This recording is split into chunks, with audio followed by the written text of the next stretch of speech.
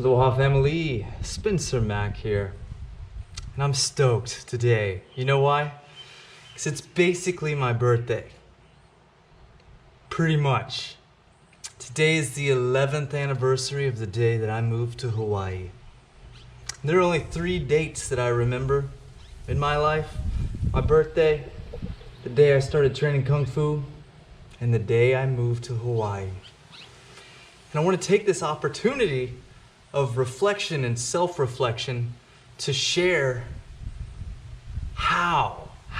Because I have so many people ask me, how the hell did you get to Hawaii? And it's like such a dream. And even most of my parents and friends were telling me like, yeah, we'll see you again in like a couple months whenever I was talking about moving out here. So how do you get out of, the place you were born and raised, or the place you've got all these roots, or this place that's the only place that you know, and end up somewhere closer to your dreams?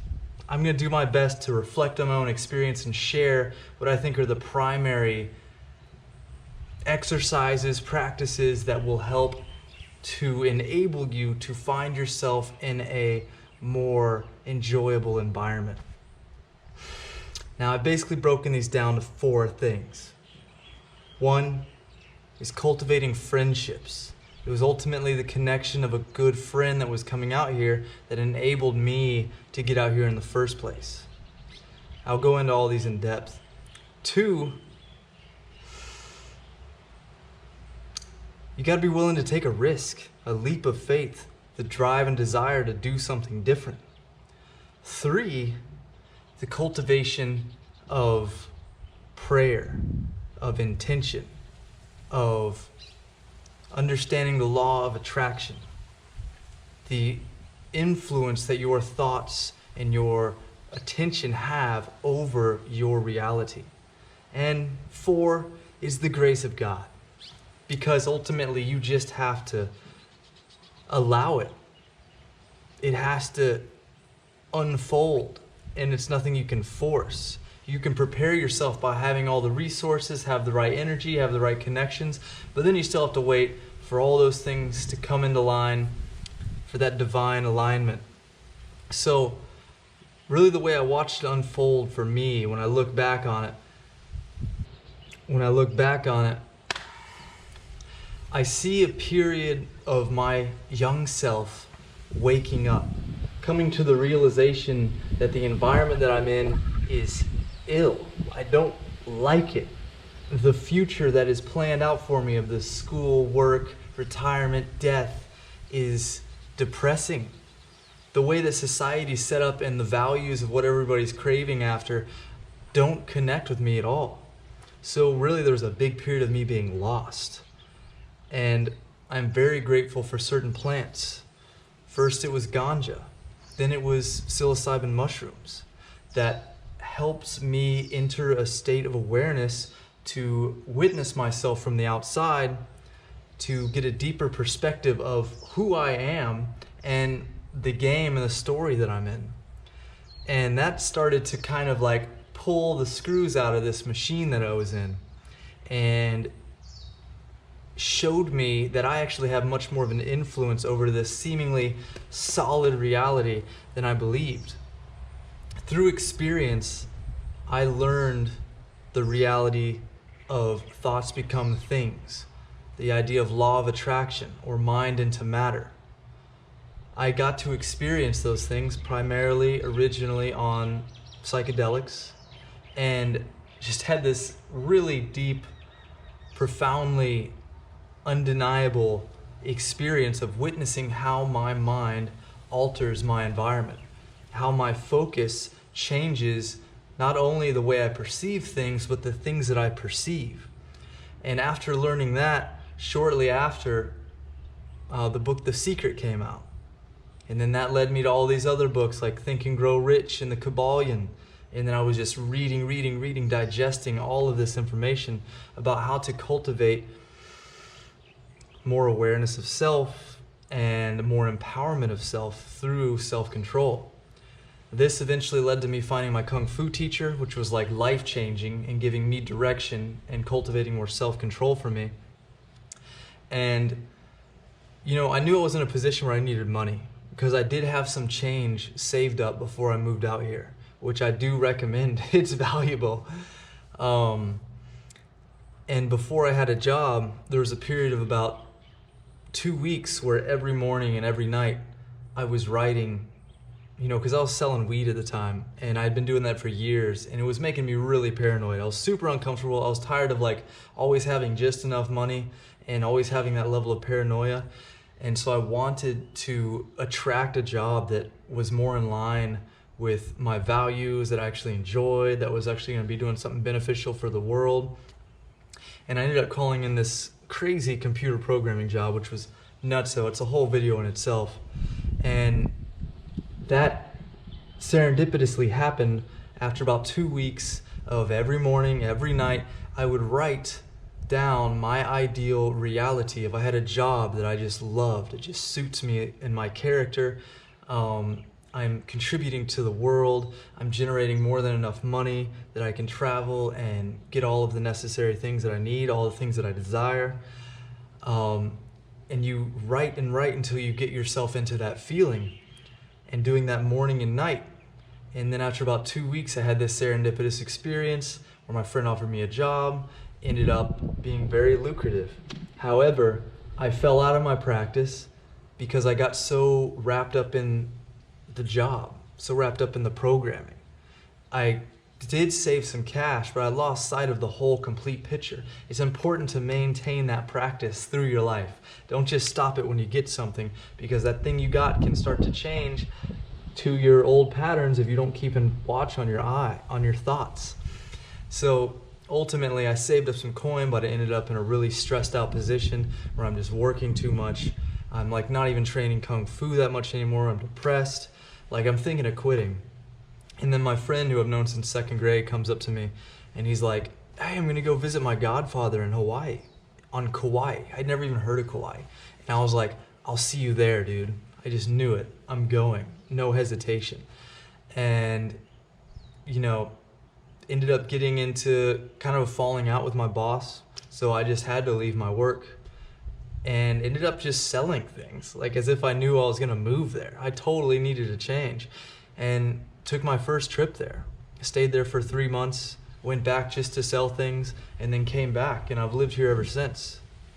Now, it's by no means been an easy ride. It's far harder to make it here than it is to in Tallahassee. But the benefits of my value system far outweigh what I could get in Tallahassee. I have no problem living frugally, close to the earth, not having that many material items, as long as I can be in clean environment, in a pure environment, close to the earth, be able to jump in the ocean, get spring water, go hike in the mountains. Those are the things that I value. And so that had a profound effect in supporting me being able to get out here. Is cultivating the coin. It is important to have resources. Save up what you already have. Stop spending it on stupid shit. Cultivate good relationships, because those friendships are ultimately what bring that connection in. Keep your practice clear. Every morning, every night, spend at least a few minutes writing down your ideal, what your goal is. This is what I'm working on. This is what I'm focused on. This is what's important to me. It's every day we have to realign with that when we wake up, until it becomes so habitual. That's all that we're running on. That's our primary code, so to speak. So that, and then you just wait for the good Lord, for the grace and patience. And those are the primary things that granted me the opportunity to live in one of the most beautiful places on the planet. I love this place. I've made so many amazing friends here. Whenever I was first coming out here, my father and my mom were like, "Oh yeah, you're just chasing a dream. What are you gonna do for money? You're gonna run out of money." Everybody was pretty much like, "We'll see you in a few months." And now my dad lives out here half the year because he got so tired of just traveling out here to come see me, because I wasn't going back, that he ended up finding a way to stay out here half the year. My mom travels out here every couple years. I've had multiple friends move out here. It's just been a beneficial influence on so many people in my life, not just me. So since it is my anniversary today, I wanted to just reflect on my own experience and share, because I know so many people are interested in how do you make the Hawaiian dream work. You know, it may not be Hawaii for you, you know, how do you get to Alaska or some islands, wherever it is you want to live. Those are the steps that I see in my own story that help align you and help you obtain and upgrade your environment. Now, I want to say this repeatedly. Even out here, there's suffering, there's pain, there's illness, there's evil. Now, it doesn't matter ultimately what environment you're in. You could be in jail. The peak experience, the most ideal thing you can possibly obtain in this life is not affected by the environment. It is an internal realization that can never be taken away from you, no matter what circumstance you're in.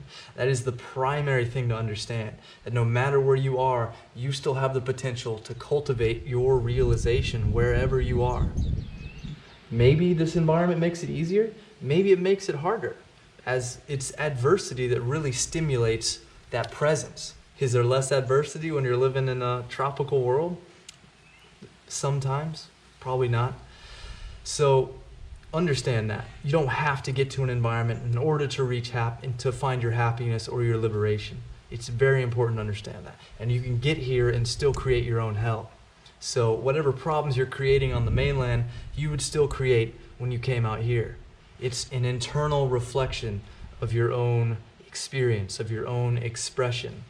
So we have to get control and awareness of our own internal dialogue and the way that we're using our energy, because it literally is a biofeedback reality. We're just in a feedback loop that is billions of years old. And if we don't step out of the subconscious, which is just replaying the patterns we got from our parents and they got from their parents, then we're just going to keep playing out the same story. If we want to do something new, we have to cultivate self-awareness, self-control, the ability to concentrate the mind. That's what this whole channel is about. The entire lifestyle are all practices and perceptions that are made to help you cultivate self-control so that you can come into your own power and create the most enjoyable life possible, and by all means achieve the obtaining of the Holy Stoke. God bless it. God bless it on you, my friends. The highest goal. So we work to cultivate self-control. We really get a hold of our thoughts and our visualization so that we are always gearing it towards the ideal, and gradually over time we will start to create those circumstances and attract those experiences that resonate with that ideal. But we have to get control of this primary. And then of course cultivating good relationships, friendships is where everything comes from. If you want money, it's going to come from somebody else. If you want a good job, it's going to come from somebody else. So cultivating relationships, cultivating a relationship with yourself, cultivating a relationship with God, who's ultimately going to deliver the grace at some point. Just be patient and wait. It's inevitable. So that's my perspective, guys. Stoked to be here. 11's a great number too. I'm stoked about that as well. Just a beautiful day. Happy to be alive. Stoked to know you guys. I'm getting to do more and more consults with you guys as you're reaching out. I love getting to talk story. There's some really deep, driven people on this channel, and I'm just stoked to build the family. Like, the more we connect and integrate and share our stories, the more powerful we become. Like, we're building a family. We're cultivating and sharing our connections. So thank you so much, everybody who's been reaching out, everybody I've been getting to connect with. As always, any inspired comments or desires that came up from watching this, please share your mind and like, subscribe. It makes a big difference, helps support the channel, helps support me. And as always, looking forward to seeing you guys in the next one. Aloha and peace.